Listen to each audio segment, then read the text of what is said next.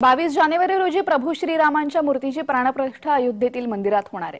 दरम्यान त्या दिवसापूर्वीच अनेक सोहळे होणार आहेत। या सोहळ्यांचं स्वरूप कसं असेल पाहूयात।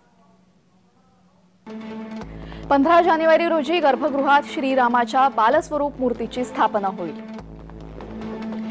16 जानेवारी रोजी रामलल्लाच्या मूर्तीच्या निवासासाठी विधी सुरू होतील। 17 जानेवारी रोजी रामलल्लाच्या मूर्तीची नगर प्रदक्षिणा काढण्यात येईल। 18 जानेवारी रोजी अभिषेक विधीस सुरुवात होईल। मंडप प्रवेश पूजा, वास्तुपूजा, वरुण पूजा, विघ्नहर्ता गणेश पूजा होईल। 19 जानेवारी रोजी राम मंदिरात यज्ञ अग्निकुंड स्थापन करण्यात येईल।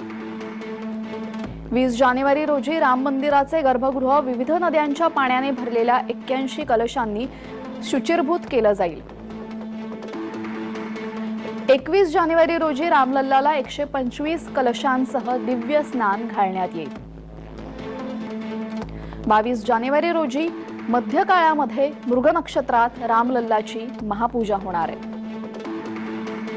प्राणप्रतिष्ठेचा शुभ मुहूर्त असेल 22 जानेवारी रोजी दुपारी 12:29:08